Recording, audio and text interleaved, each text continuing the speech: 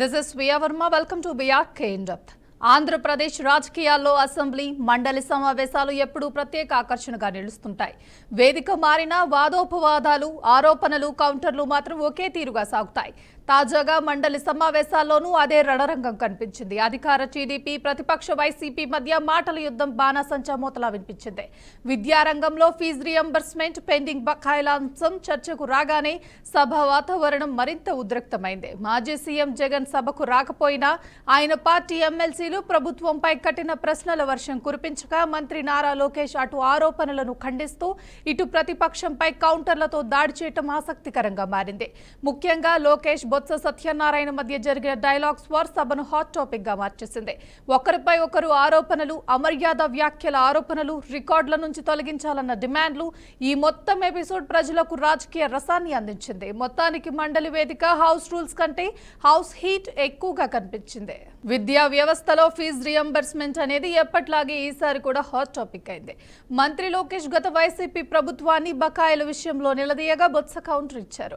అయితే లోకేష్ సమాధానం స్పష్టంగా చెప్పింది. 2023-24లోనే వైసీపీ 1750 కోట్ల బకాయిలు పెట్టిందని, అంతేకాదు వైసీపీ పాలనలోనే 12 లక్షల మంది విద్యార్థులు ప్రభుత్వ పాఠశాలలకు దూరమయ్యారని ఆయన విపక్షాన్ని ఎండగట్టారు. తాము చర్చకు ఎప్పుడూ సిద్ధమేనని, కానీ ఫార్మెట్ సరిగ్గా ఉండాలని లోకేష్ సూచించారు. ప్రతిపక్ష నేత బొత్స మాత్రం తాను అవమానించబడ్డాననే కోణంలో నిలదీశారు. Who are you to run the house అన్నారని, రికార్డుల నుంచి అనుచిత వ్యాఖ్యలు తొలగించాలని డిమాండ్ చేశారు. ఈ వ్యాఖ్యలపై సభలో చర్చ మరింత ఉత్కంఠ రేపింది. లోకేష్ తన వంతు సమాధానమిస్తూ తాను ఎలాంటి అమర్యాద వ్యాఖ్యలు చేయలేదని స్పష్టం చేశారు. ఇదంతా చూస్తుంటే సభలో చర్చలు విద్యారంగం దిశగా వెళ్లాల్సింది పోయి వ్యక్తిగత ఆరోపణలు, కౌంటర్ల దారిలో జారిపోతున్నట్లు అనిపించింది. అయినా కూడా ఈ వాగ్వాదం ప్రజలకు ఒక క్లారిటీ ఇచ్చింది. ఫీజు రియంబర్స్మెంట్ బకాయిలపై అసలు వాస్తవం ఎక్కడుందో తెలుసుకోవాల్సిన అవసరం ఉందనే విశ్లేషకులు చెప్పుకొస్తున్నారు.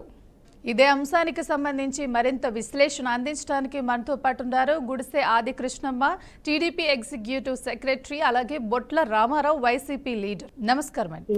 కృష్ణమ్మ గారు, మండలి సమావేశాల్లో ఫీజు రియంబర్స్మెంట్, పెండింగ్ బకాయిల అంశాలు ఎందుకు ఉద్రిక్తకు దారితీశాయి? ఈ అంశాలు అసలు ఆంధ్రప్రదేశ్ విద్యారంగంలో ఎలాంటి సమస్యలను సూచిస్తున్నాయి? ఈరోజు ఎన్డీఏ ప్రభుత్వం ఎంతో సమర్థవంతంగా విద్యార్థులకు తల్లికి వందనం పథకం అయితేనేమి, అదే విధంగా పెండింగ్ లో ఉన్నటువంటి ఫీజు రియంబర్స్మెంట్ బకాయిలను కూడా చెల్లిస్తూ ఉన్నాము. కానీ వైసీపీ వాళ్ళు ఏదో తప్పుడు ప్రచారం ఎన్డీఏ ప్రభుత్వం పైన చెయ్యాలనే ఏకైక లక్ష్యంతోన ఈ రోజు వాళ్ళు అక్కడ కౌన్సిల్లో మాట్లాడడం జరిగింది. కానీ ప్రజలందరికీ తెలుసు ఎన్డీఏ ప్రభుత్వం ఏం చేస్తుందనేది. గత 1 సంవత్సరం 6 నెలల కాలం వరకు వాళ్ళు చూస్తూనే ఉన్నారు. కేవలం ఎన్డీఏ ప్రభుత్వం పైన బురద జల్లాలనే ఏకైక లక్ష్యంతోన ఈ రోజు బొత్స సత్యనారాయణ గారు అండ్ వాళ్ళ టీం చేస్తున్నటువంటి నిరాధారణ ఆరోపణలు అని చెప్పి ఈ సందర్భంగా మేము తెలియజేసుకుంటున్నామని. కృష్ణమ్మ గారు, ఏ విషయంలో బురద జల్లుతున్నారు వైసీపీ నాయకులు? మీరు చూస్తున్నారు, మన దేశ చరిత్రలోనే కని విని ఎరగని రీతిలో ఈ రోజు విద్యాశాఖ మంత్రి దీన్ని లోకేష్ గారు చాలా ముఖ్యమైనదిగా తీసుకొని ఈ రోజు ప్రతి తల్లికి ఎంతమంది పిల్లలుంటే అంతమంది పిల్లలకి ఈ రోజు తల్లికి వందనం పథకం ప్రవేశపెట్టి దాన్ని సక్సెస్ఫుల్ చేసిన ఘనత మా నాయకుడికి దక్కుతుంది. ఎందుకంటే మోడీ గారు, చంద్రబాబు నాయుడు గారు, పవన్ కళ్యాణ్ గారు ఆశీస్సులతోన ఈ రోజు చూస్తున్నాం రాష్ట్రంలోన 66,57,508 మంది తల్లులకు వాళ్ళ పిల్లలకు ఇవ్వడం జరిగింది. కానీ ఇక్కడ మనం చూస్తున్నాం, పొద్దున్న మార్నింగ్ నుంచి చూస్తున్నాం, ఒక్కొక్క సభ్యుడు కౌన్సిల్లో ఒక్కొక్క రకంగా సంఖ్య చెప్తున్నారు. అంటే వాళ్ళకే క్లారిటీ లేదు. దీంట్లోన ఈ ఎవరైతే తల్లికి వందనం పథకం తీసుకున్నారో దీంట్లోన టీడీపీనా, బీజేపీనా, జనసేన అట్లేమీ లేదు. మొత్తం ప్రజలకి ఎవరైతే తల్లులు ఉన్నారో, స్టూడెంట్స్ తల్లులు ఉన్నారో వాళ్ళకి అందుబాటులోకి వచ్చింది. కానీ దీన్ని జీర్ణించుకోలేని వైసీపీ మా ప్రభుత్వాన్ని ఇరుకన పెట్టాలనే ఉద్దేశంతోనే ఈ రోజు, ఎందుకంటే మనం చూస్తున్నాం జగన్మోహన్ రెడ్డి అసెంబ్లీకి రాక ప్రజలందరూ కూడా చీ అంటున్నారు. వాళ్ళు ఎందుకు అసెంబ్లీకి రాలేదని, వీళ్ళు ఏదో ఇష్యూ చెయ్యాలి, మేము ఇక్కడ దీంట్లోన శాసన మండలిలోన ఉన్నామని చెప్పి ఇష్యూ చెయ్యాలనే ఉద్దేశంతోన ఈ రోజు వాళ్ళు అక్కడ మాట్లాడడం జరుగుతుంది. రామారావు గారు, నమస్కారం. మంత్రి నారా లోకేష్ వైసీపీ ప్రభుత్వాన్ని 2023-24లో 1750 కోట్ల బకాయిలు పెట్టేశారు అని ఆరోపిస్తున్నారు. ఈ ఆరోపణకు వెనుక ఉన్న వాస్తవాలు, ఆ కాలంలో జరిగిన మార్పులు అసలేంటి? ఇక్కడ ఒకటి గుర్తుంచుకోవాలి మేడం, ఈ రోజుకి ఎన్నికలు జరిగి దాదాపుగా 1.5 సంవత్సరాలు పూర్తిగా వస్తున్న సందర్భం ఉంటే ఈ రోజుకి కూడా గత ప్రభుత్వం, వైసీపీ ప్రభుత్వం, జగన్మోహన్ రెడ్డి గారి జపం తప్ప మేమేం చేశాము, మేమేం మాట ఇచ్చాం, మేమేం చేయబోతున్నాం అనేటువంటి దాంట్లో ఈ రోజుకి కూడా స్పష్టత లేదు. అసలు విద్యాశాఖకు సంబంధించి లోకేష్ ఎంత అన్ఫిట్ అంటే అతను 10th క్లాస్ మార్కుల వాల్యుయేషన్ అంశంలోనే ఫెయిల్ అయ్యాడని మనకు అర్థమవుతుంది మంత్రిగా. ఎందుకంటే అక్కడ ఏదైతే వాల్యుయేషన్ చేసినటువంటి వ్యక్తులు ఆ యొక్క మార్క్స్ ఏదైతే పేపర్స్ ని మరలా చెక్కర్స్ అనేటటువంటి వ్యవస్థ అనాదిగా కొనసాగుతున్నటువంటి వ్యవస్థను లోకేష్ బాబు తీసేశాడు. దాంతో చాలా మంది పాస్ అయినటువంటి వాళ్ళు ఫస్ట్ ఏదైతే గ్రేడ్ లో ఉన్నటువంటి వ్యక్తులు ఫెయిల్ అయినటువంటి సందర్భాలు ఉన్నాయి కొన్ని సబ్జెక్టులు. కారణం ఏంటంటే ఈ చెక్కర్స్ ఉంటారు సీనియర్స్, వాళ్ళ వ్యవస్థను తీసేసినందువల్ల ఈ వాల్యుయేషన్ చేసేటటువంటి వ్యక్తులు కొంతమంది తప్పులు చేసినందువల్ల ఎంతో మంది ఫెయిల్ అయ్యి విద్యా సంవత్సరం నష్టపోయి తర్వాత రీవాల్యుయేషన్ పెడితే కదా ఈ అవకతవకలన్నీ బయటపడ్డాయి కదా మేడం, మీడియా కూడా వచ్చింది కదా. ఇటువంటి దుర్మార్గమైనటువంటి పాలనలో ఈ రోజు మనం ఉన్నాం. అసలు ఈ యొక్క ప్రజాస్వామ్య వ్యవస్థలో అసలు లోకేష్ పాత్ర ఏంటి? ఇక్కడ తన తండ్రి ముఖ్యమంత్రిగా ఉన్నాడు, హెడ్ ఆఫ్ ది స్టేట్. మరి లోకేష్ ఏంటి ఇక్కడ? లోకేష్ అదే కుటుంబంలో కొడుకు మంత్రిగా మరి కొనసాగటానికి ఏమన్నా నైతికత ఉందా? పైపెచ్చి ఇతను అభండాలు ఎలా ఉంటాయంటే ఇతను డిఫాక్టో సీఎం గా కొనసాగుతూ అన్ని శాఖల్లో పెత్తనం చేస్తూ అవినీతికి బార్లా తలుపులు తెచ్చినటువంటి విధానం మనకు కనిపిస్తుంది కదా మేడం. అన్ని శాఖల్లో కూడా వేలు పెట్టి ఇక్కడ విద్యాశాఖకు సంబంధించి మా నాయకుడు జగన్మోహన్ రెడ్డి గారు నాడు నేడు తోటి చారిత్రాత్మకమైనటువంటి విప్లవాత్మకమైనటువంటి మార్పులను వైద్య రంగంలోను విద్యా రంగంలో తీసుకొచ్చారు. ఆరోగ్యశ్రీలో వీళ్ళు చేసినటువంటి లోపాలు మనకు తెలుసు కదా. 2014-19 మధ్య అనేక జబ్బులను తీసేసినటువంటి విషయాన్ని సరిచేసి ఆరోగ్యశ్రీ హాస్పిటల్స్ కి ఏ రోజు సమస్య రాలేదు. ఈ రోజు ఆరోగ్యశ్రీ నిధులు అందజేయలేదని చెప్పేసి హాస్పిటల్స్ వారు ఆ యొక్క అసోసియేషన్ తరఫున వాళ్ళు సేవలను నిలుపుదల చేశారు కదా. దీనికి ఏం సమాధానం చెప్తారు? ఫీజు రీయింబర్స్మెంట్ కూడా అదే పరిస్థితి. వీళ్ళు ఎక్కడ కూడా బకాయిలు చెల్లించకుండా వీళ్ళ యొక్క అవినీతి కార్యకలాపాలకు, వీళ్ళ కమిషన్ ఇచ్చేటటువంటి కార్యక్రమాలకు డబ్బులు చెల్లిస్తున్నారు. ఎన్ఆర్జీఎస్ లో కూడా అదే పరిస్థితి. ఎన్ఆర్జీఎస్ కూలీలకు ఎప్పటికప్పుడు వారం వారం వేతనాలు పేమెంట్ ఇవ్వాల్సి ఉంటుంది. పనిచేసిన వాళ్ళకు ఆ యొక్క ఉద్యోగులకు జీతాలు ఇవ్వకపోగా ఈ వారం వారం పేమెంట్స్ ఇచ్చేటటువంటిది కూడా నిలిచిపోయిన పరిస్థితి ఉంది కదా. ఇక్కడ ఇంకొక అంశం మేడం, అసెంబ్లీకి రాలేదు, దమ్ముంటే రండి అంటున్నారు. శాసన మండలిలో అదే వేదిక, అదే శాసనసభ పక్షంగా, అదే చట్టసభ కదా ఇది కూడా. ఈ చట్టసభల్లో మా నాయకుడు జగన్మోహన్ రెడ్డి గారి సూచనలు, సలహాలతోటి, ఆదేశాలతోటి మా యొక్క శాసన మండలి నేత ఎవరైతే బొత్స సత్యనారాయణ గారు ఉన్నారో ఆయన ఎత్తినటువంటి అంశాలకు తోకముడుస్తున్నారు కదా, వాయిదా తీర్మానాలు అడుగుతున్నారు కదా.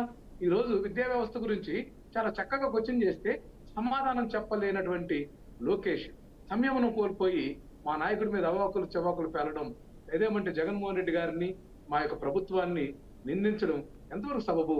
ఇతని వయసు ఏంటి, ఇతని అర్హత ఏంటి, ఇతని అనుభవం ఏంటి? మానవ వనరుల శాఖను పెట్టేసి అసలు అర్థం కానటువంటి మంత్రిత్వ శాఖగా లోకేష్ ఉన్నాడు. ఖచ్చితంగా పెట్టుకోండి మీరు. మీ డిజిగ్నేషన్ లో విద్యాశాఖ, మరి ఉన్నత విద్య, ఏమేమి శాఖలు ఉన్నాయి, మనం ఐటీ, ఇవన్నీ విడివిడిగా పెట్టుకుంటే ప్రజలకు అర్థమవుతుంది, ఇతని లోపం బయటపడుతుందని. దాంట్లో కూడా మార్మికత, దాంట్లో కూడా వాళ్ళు క్షుద్ర రాజకీయాలకి వీళ్ళు వేదికగా ఉన్నారు తప్ప ప్రజల పక్షాన గాని ప్రజాస్వామ్య విధానాలకి వీళ్ళు ఎక్కడా కూడా నిలబడటం లేదు. శాసన మండలి వేదిక సమాధానం చెప్పు, నువ్వు సాక్ష్యాలతో నిరూపించు. అబద్ధాలు వేయటం, అబద్ధాలు చెప్పడం, మోసపూరితమైనటువంటి వ్యవహారాన్ని పదే పదే ప్రస్తావించి, అబద్ధాన్ని పదే పదే ప్రస్తావించి అది నిజంగా మార్చాలనే తాపత్రయం తప్ప మరొకటి కాదు. అట్లాగే తల్లికి వందనం గురించి కృష్ణమ్మ గారు మాట్లాడేటువంటిది మనం తీస్తే, తల్లికి వందనం ఎక్కడండి? అమ్మఒడి పేరుతోటి ప్రతిష్టాత్మకంగా భారతదేశంలోనే ఒక విద్యా వ్యవస్థకు మొగటముగా ఏదైతే తల్లిళ్లకు అకౌంట్ లో ఖాతాలకు జమ చేసి ఆ యొక్క విద్యార్థులను చదివించాలని మా నాయకుడు జగన్మోహన్ రెడ్డి గారు కదా పథకం తీసుకొచ్చింది. సిగ్గు లేకుండా ఇది మా పథకం అని చెప్పి వాళ్ళు అనౌన్స్ చేస్తుంటే మనం ఏం చేస్తున్నాం? ప్రజలంతా మిమ్మల్ని చీకొడుతుంటే, ఎందుకంటే సూపర్ 6 అని చెప్పేసి ఏ ఒక్క పథకం సక్రమంగా అమలు చేయలేదు, 2-3 పథకాలు ఎగ్గొట్టారు. ఇక్కడ ఎక్కడ బాధ్యతారాహిత్యంగా ఉన్నారు. మీరు సూపర్ 6, సూపర్ హిట్ సభలు జరుపుకుంటే జనం మిమ్మల్ని చీకొడుతున్నారు, మిమ్మల్ని తరిమి కొడుతున్నారు. ఈ పరిస్థితి అర్థం చేసుకోకుండా అవాకులు చెవాకులు మా పార్టీ మీద మాట్లాడటం సబబు కాదు. తీవ్రంగా హెచ్చరిస్తున్నాం వీళ్ళని మాత్రం.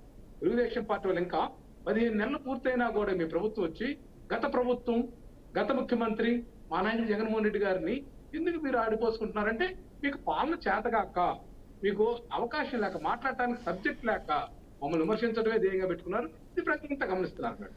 రామారావు గారు, ఇప్పుడు మీరు అన్నారు కదా అవినీతి జరుగుతుంది, అవినీతి కోసమే వీళ్ళు ఫీజు రియంబర్స్మెంట్ అని చేయకుండా మా మీద ఆరోపణలు చేస్తున్నారు అని అంటున్నారు. ఏదైనా మాట్లాడాలి అంటే ప్రతిపక్షం ప్రజల తరపు మాట్లాడాలంటే దానికి వేదిక అసెంబ్లీ కదా. మరి అసెంబ్లీకి ఎందుకు మీ జగన్మోహన్ రెడ్డి వెళ్ళట్లేదు? బయట బహిరంగ సభలు పెట్టేందుకు మాట్లాడుతున్నారు అంటే అసెంబ్లీకి వెళ్ళి చర్చించే ధైర్యం లేదంటారా మీ ప్రతిపక్షానికి? ఇక్కడ ఒక అంశం మేడం, దమ్ము ధైర్యం గురించి మా పార్టీకి కానీ మా నాయకుడు జగన్మోహన్ రెడ్డి గారిని ఎవరు మాట్లాడేటటువంటి అర్హత కానీ ఆ యొక్క అవకాశం కానీ లేదు. ఎందుకంటే మాది ఉద్యమ పార్టీ, మేము అబద్ధాలు చెప్పం, మోసపూరితమైనటువంటి విధానాలకు మేము వ్యతిరేకం, అబద్ధపు హామీలు ఇచ్చి ప్రజలు. మరి మీ హయాంలోనే కదా లిక్కర్ స్కామ్ ఎలా జరిగిందండి? అబద్ధాలు చెప్పరు అని అన్నారు కదా. ఇక్కడ ఇచ్చినటువంటి మోసపూరితమైనటువంటి హామీలు ప్రత్యక్షంగా 3 పార్టీలు కూటమిగా, పరోక్షంగా మరికొన్ని పార్టీలు, కొన్ని ప్రజా సంఘాలు, కుల సంఘాలని కలిపి జగన్మోహన్ రెడ్డి గారి మీద అబండాలు వేసి వీళ్ళు ఏదో ఒక విధంగా ఏదో ఎన్నికల విషయంలో కూడా ఈవీఎంలు ఇట్లా గట్రా కూడా కొన్ని అనుమానాలు ఉన్నాయి. అట్లాగే పోలైనటువంటి ఓట్లకు లెక్కింపు ఓట్లకు సంబంధం లేనటువంటి పరిస్థితి ఆంధ్రప్రదేశ్ లో ఉంది కదా మేడం. ఎట్లా పట్ల అధికారులకు వచ్చారు, మేము కాదంటలా, మీరు ప్రభుత్వాన్ని ఏర్పాటు చేశారు. కానీ ఇక్కడ ఒక అంశం గుర్తుంచుకోవాలి, ఏదైతే 164 సీట్లు మీరు కూటమి అంటున్నారు, కూటమిలో 21 సీట్ల జనసేన ఉంది, 8 సీట్ల బీజేపీ ఉంది, మధ్యలో 3వ ప్లేస్ లో ఉన్నటువంటి వైఎస్ఆర్ కాంగ్రెస్ పార్టీ ఈ రాష్ట్రంలో ఏకైక ప్రతిపక్షంగా ఉంది కదా మేడం. మరి ప్రధాన ప్రతిపక్ష హోదా కల్పించమని మా నాయకుడు జగన్మోహన్ రెడ్డి గారు ప్రతిపక్ష హోదా అనేది, రామారావు గారు ఒక నిమిషం అండి, ప్రతిపక్ష హోదా అనేది ప్రజలు ఇవ్వాలండి. ప్రభుత్వం అధికార పార్టీ ఎందుకు ఇస్తుంది? అసలు మీరు మాకు ఈ సమస్య ఉంది మీరు మాట్లాడండి అని చెప్పేసి ప్రతిపక్ష హోదా అనేది ఎప్పుడైనా ప్రజలే ఇవ్వాలి. ప్రజలు ఇస్తే తీసుకోవాలి ప్రతిపక్షం.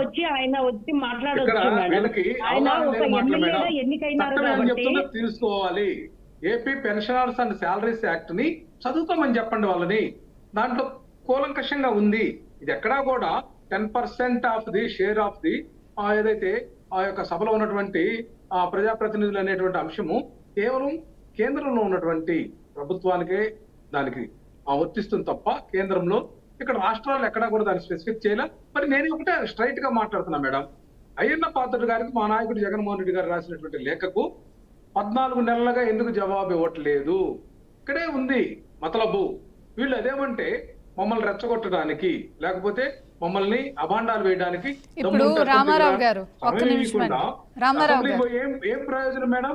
ప్రజల తరపు మాట్లాడి ప్రజల సమస్యలు పరిష్కారం చేస్తేనే కదా రాజకీయ నాయకుడు అంటారు.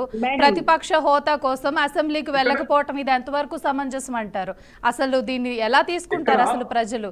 మా మీద ఎటువంటి కరుగ్నాయి లేదు, జగన్మోహన్ రెడ్డికి మా సమస్యల గురించి మాట్లాడేది. ఇప్పుడు సభలు పెట్టి మాట్లాడకూడదు, అసెంబ్లీకి వెళ్ళి మాట్లాడాలి. అసెంబ్లీకి వెళ్ళి మాట్లాడలేదు కదా మీ నాయకుడు జగన్మోహన్ రెడ్డి. ఎందుకు వెళ్ళలేదు మేడం? మీ అసెంబ్లీకి వెళ్ళారు, ఆ రోజు అవమానించారు మాజీ ముఖ్యమంత్రి. ఆయన ఒక ప్రతిపక్ష హోదా విషయంలో పెండింగ్ పెట్టారు. దానికి స్పీకర్ అయ్యన్న పాత్రుడు బయట ఏం మాట్లాడారు మనకు తెలుసు. సభలో కూడా ఆయన సెటైరికల్ గా ఉంటున్నటువంటి పరిస్థితి. సరే రామారావు గారు, కృష్ణమ్మ గారు ఏదో చెప్పాలనుకుంటున్నారు, కృష్ణమ్మ గారిని కూడా మాట్లాడారు. అసెంబ్లీలో మాట్లాడటానికి సమయం వస్తుంది మేడం, అది మా ఇంటెన్షన్.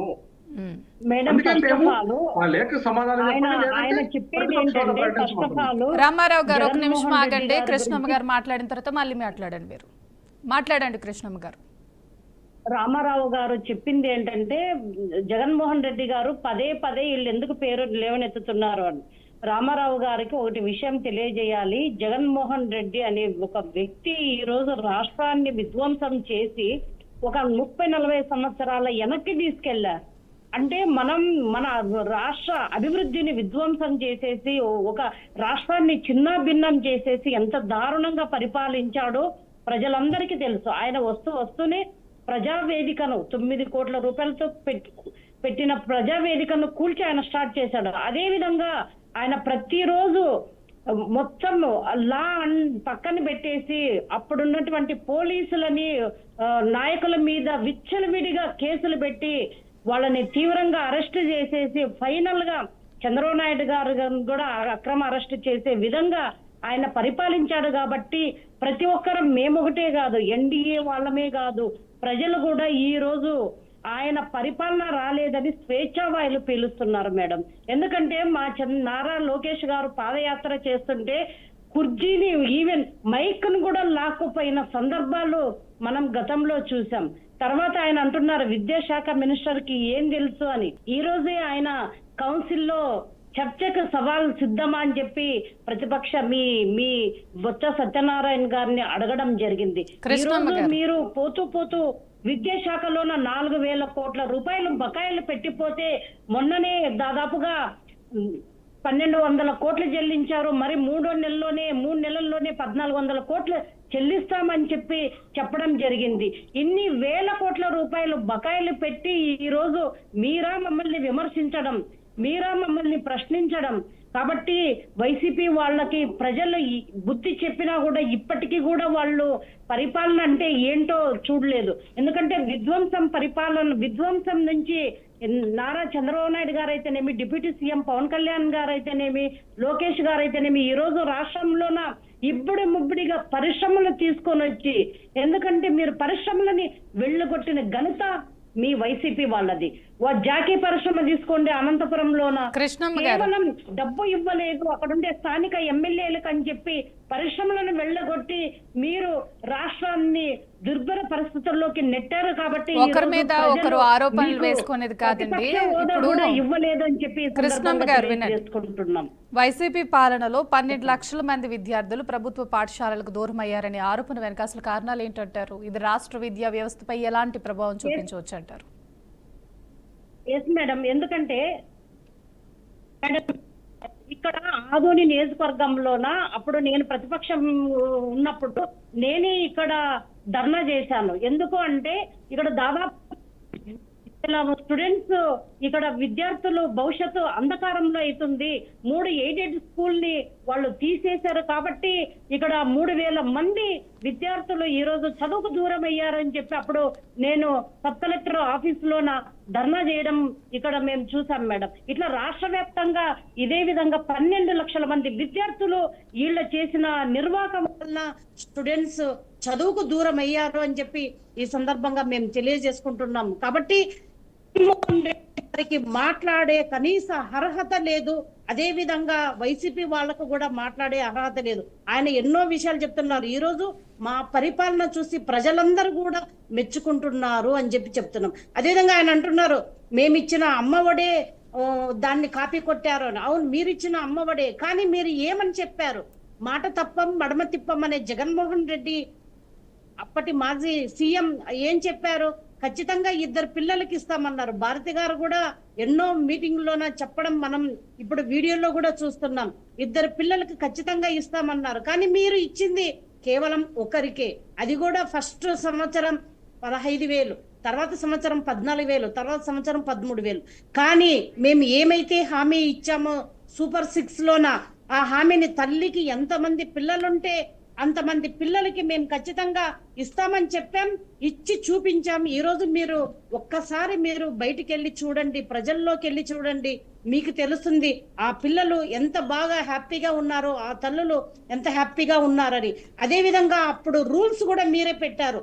ఏ విధంగా అంటే 300 యూనిట్స్ అని చెప్పి పెట్టారు. ఆప్కాస్ ఉద్యోగులకు నిబంధనలు వర్తింపజేశారు. భూమి నిబంధనలు పెట్టిన ఘనత కూడా వైసీపీదే. ఇప్పుడు మీరు మరి వీటన్నిటిని కూడా ముందుకు తీసుకొచ్చి ఇవన్నీ నిబంధనలు మేం పెట్టాము, ఎన్డీఏ ప్రభుత్వం పెట్టిందని చెప్పడం సిగ్గుచేటు అని చెప్పి ఈ సందర్భంగా మేము తెలియజేసుకుంటున్నాము. కాబట్టి ఫస్ట్ వైసీపీ వాళ్లకు అవగాహన ఉండి మాట్లాడితే బాగుంటుంది. ఈ రోజు మీరు ఛాలెంజ్ చేస్తున్నాం మేము, మీరు రండి, ఎక్కడికైనా రండి. ఈ రోజు ఎన్డీఏ ప్రభుత్వం బాగా చేస్తుందా లేదా అనేది తెలుస్తుంది. ఎందుకంటే జగన్మోహన్ రెడ్డి గారు ఎన్ని అబద్ధాలు చెప్పారంటే ఏటా జాబ్ క్యాలెండర్ విడుదల చేస్తామన్నారు. ఒక్క జాబ్ క్యాలెండర్ అయినా విడుదల చేశారా అని చెప్పి మేము క్వశ్చన్ చేస్తున్నాం. కానీ మా ప్రభుత్వం ఏదైతే చెప్పిందో, హామీ ఇచ్చిందో, డిఎస్సిని దాదాపు 16,347 మేం టీచర్ పోస్టులని ఈ రోజు ప్రభుత్వంది. రామారావు గారు, Botsa Satyanarayana who are you to run the house అని చెప్పడాన్ని అసలు ఎలా చూడాలంటారు? ఈ ప్రకటన అసలు సభా నియమాలకు విరుద్ధమా? నిమిషం మేడం, మేము ఏదైతే చట్టసభలకు సంబంధించి శాసన మండలి వ్యవహారాలకు సంబంధించి ఏం చేయాలి, ఎలా ప్రశ్నలు అడగాలనే దాని మీదనే ఉంటే వీళ్ళు సమాధానం చెప్పలేక ఈ రోజు తోక ముడుస్తున్నారు. అదొక సబ్జెక్ట్. ఇక్కడ విధ్వంసం అని మాట్లాడారు కృష్ణమ్మ గారు. విధ్వంసం అంటే ఏంటి మేడం? మా నాయకుడు జగన్మోహన్ రెడ్డి గారు ఈ రాష్ట్రంలో 17 మెడికల్ కాలేజీలు తీసుకురావడం విధ్వంసమా? అట్లాగే కరోనాను తట్టుకొని కూడా డిబిటీ పద్ధతి ద్వారా 2,73,000 కోట్ల రూపాయలను అర్హులైనటువంటి పేదలకు నేరుగా ఒక్క పైసా కూడా లంచగొండితనం లేకుండా, దుర్వినియోగం కాకుండా వారి ఖాతాలకు చేర్చడం అదే విధ్వంసం అంటే? పాలనా సంస్కరణలు తీసుకొచ్చి సచివాలయ వ్యవస్థ తీసుకొచ్చినటువంటి విధానం అదే విధ్వంసం. ఈ రాష్ట్రంలో కొత్తగా మా నాయకుడు జగన్మోహన్ రెడ్డి గారు దాదాపుగా 4,93,000 ఉద్యోగాలను తీసుకొస్తే అదే విధ్వంసం అంటే? ఇక్కడ వీళ్ళు సమాధానం చెప్పాలంటే అసలు కుల మత వర్గ పార్టీ రహితంగా మేం చేసినటువంటి పరిపాలన, అభివృద్ధి, సంక్షేమం అదే వీళ్ళకి విధ్వంసం కనిపిస్తుంది. అసలు దిశ చట్టాన్ని తీసుకొచ్చి, దిశ అనేటువంటి యాప్ను తీసుకొచ్చి మహిళలకు రక్షణ కల్పిస్తే దాన్ని తీసివేశారు వీళ్ళు. అంటే మా నాయకుడు దిశ తీసుకురావడం ఆ విధ్వంసం. అట్లాగే ఇసుక మద్యంలో ఎక్కడ అవకతవకలు లేకుండా ఆ యొక్క వచ్చినటువంటి ఆదాయాన్ని నేరుగా ఖజానా, ప్రభుత్వ ఖజానాకు జమ చేయడం విధ్వంసమా? వీళ్ళు చేస్తున్నటువంటి విధానం ఏంటి? మేము తెచ్చినటువంటి స్పెషల్ ఎన్ఫోర్స్మెంట్ బ్యూరో ఇసుక మద్యంలో అవకతవకలు జరగకూడదు అనేటువంటి విధానంతో తెచ్చినటువంటి వ్యవస్థను వీళ్ళు రద్దు చేయటం, దానికి కారణం ఏంటంటే ఒకటే మేడం, ఈ రోజు వీళ్ళు చేస్తున్నటువంటి విధానం ఏంటంటే పీడిఎస్ రైస్ కార్డ్ నుంచి ప్రతి నియోజకవర్గంలో 30 లక్షలకు తక్కువ కాకుండా రమారమి పేదల బియ్యం కొల్లగొట్టి ఎమ్మెల్యేలు, నియోజకవర్గ బాధ్యులు ఈ రోజు చేస్తున్నటువంటి అవినీతి. అక్కడి నుంచి వస్తే ఇసుక విషయము, ఉచిత ఇసుక ఇస్తామని ఎక్కడా ఉచిత ఇసుక ఇవ్వకపోగా అధిక ధరలు పెట్టి టైరు బండ్లు, ట్రాక్టర్లు కూడా అవకాశం లేకుండా జేసీబీలు పెట్టి వీళ్ళు రీచుల్ని ఆక్రమించుకోవటం, ఇది కాదా విధ్వంసం అంటే? ఇవి అర్థం కావాలండి. ఇక్కడ 12th PRC కమిషన్ చైర్మన్ ని ఇప్పుడు దాకా ఎందుకు నియమించలేదు? ఇది కాదు విధ్వంసం అంటే? అసలు రెడ్ బుక్ అని చెప్పి, రెడ్ బుక్ రాజ్యాంగం అని చెప్పి ప్రభుత్వ అధికారులు ఎవరైతే IAS, IPS తోటి పాటు ఆ రోజు మా పనిచేసినటువంటి శాసనసభ్యులు, మంత్రుల్ని అక్రమ కేసులు పెట్టి నిర్బంధించడం, ఇది కాదా విధ్వంసం అంటే? విధ్వంసం అంటే సూపర్ 6 పథకాలను ఎగ్గొట్టడం అంటే విధ్వంసం అంటారమ్మా? ఇక్కడ ఆలోచించుకోవాలి మీరు. ఇక్కడ ఒకటే, మీరు AP fibre net skill development scams కూడా మీరు చూసుకోవాలి. TCS కి రూపాయికి భూములు కేటాయించడం, అట్లాగే ఓర్సాకి రామారావు గారు మనకి సమయం అయిపోతుందండి. కేటాయించడం, రామారావు గారు ఇట్లా ఇది విధ్వంసం అంటే ప్రభుత్వ ధనాన్ని, ప్రజాధనాన్ని దుర్వినియోగం చేయటం. స్పెషల్ హెలికాప్టర్లు, స్పెషల్ ఫ్లైట్స్ పెట్టి వీళ్ళు ప్రతి రోజు హైదరాబాద్ కి ఇంటికి వెళ్తారు. రామారావు గారు మనకి సమయం తక్కువగా ఉన్నందున డిబేట్ ని క్లోజ్ చేయాల్సిన సమయం వచ్చేసిందండి. కృష్ణమ్మ గారు ఏదో చెప్పాలనుకుంటున్నారు, ఒక నిమిషం మీరు మాట్లాడండి కృష్ణమ్మ గారు, తర్వాత క్లోజ్ చేసేస్తాం. మేడం, మద్యం కుంభకోణం జరగలేదని అంటున్నారు. ఈ రోజు రాష్ట్ర వ్యాప్తంగా ఎంత సంచలనం చూస్తున్నాం మనము. ఎంత ఈడీ కూడా, ఎన్ఫోర్స్మెంట్ డైరెక్టరేట్ కూడా ఈ రోజు ఎంటర్ అయింది. ఈ మద్య కుంభకోణం రోజుకొక కొత్త పేరు వస్తుంది. అది చివరిగా బిగ్ బాస్ కి స్టాప్ అయిపోతుందని చెప్పి ప్రజలందరూ కూడా అనుకుంటున్నారు. ఆల్రెడీ వాళ్ళ పార్టీల్లో కూడా నిర్ణయం కూడా తీసుకుంటున్నారు. ఒకవేళ జగన్మోహన్ రెడ్డి గారు అరెస్ట్ అయితే మద్యం కుంభకోణంలోన నెక్స్ట్ ఎవరు అనేది కూడా రోజుకొక చర్చ నడుస్తుంది. కాబట్టి రామారావు గారికి నేను ఒకటే తెలియజేసుకుంటున్నాను, మీరు మీ పార్టీకి నిబద్ధత ఉండాలని చెప్పి ఇవన్నీ మాట్లాడు, కానీ మీ మనస్సాక్షికి తెలుస్తుంది ఎన్డీఏ ప్రభుత్వం ఎన్ని మంచి పథకాలు చేస్తుంది అని చెప్పి మీ మనస్సాక్షికి తెలుస్తుందని తెలియజేసుకుంటున్నాను. కాబట్టి మేడం ఒకటే తెలియజేసుకుంటున్నాము, ఈ రోజు పరదాలు కట్టుకొని మేము ప్రజల్లోకి వెళ్ళట్లేదు. మేము ధైర్యంగా ప్రజల ముందుకు మా సూపర్ 6 ఏవైతే హామీలు ఇచ్చామో అవన్నీ కూడా నెరవేర్చామని చెప్పి ధైర్యంగా ఈ రోజు మేము ప్రజల్లోకి వెళ్తున్నాం. జగన్మోహన్ రెడ్డి గారు ఇంతకుముందు పరదాలు కట్టుకొని వెళ్ళేవాళ్ళు, చెట్లు నరుక్కుంటే వెళ్ళేవాళ్ళు, ఎవరైనా ఏదైనా పెట్టుకొని వచ్చారన్న ఆడవాళ్ళను కూడా ఎక్కడెక్కడో తాకి వాళ్ళని చెక్ చేసిన సందర్భాలు కూడా మనం చూసాం. కాబట్టి ఒక్కసారి మీ పార్టీని దృష్టిని పక్కన పెట్టి మీరు మామూలుగా ఒక మామూలు మనిషిగా చూడండి ఈ రాష్ట్రం ఎంత అభివృద్ధి జరుగుతుందో. ఎందుకంటే గుంతలమయమున్న రోడ్. రైట్ కృష్ణమ్మ గారు, మనకి సమయం లేనందున క్లోజ్ చేయాల్సి వస్తుంది. కృష్ణమ్మ గారు, రామారావు గారు, మీరు చర్చలో పాల్గొన్నందుకు ధన్యవాదాలండి. ఇది ఇవాల్టి BRK in depth. Keep watching BRK news, తెలుగుడే సత్తా.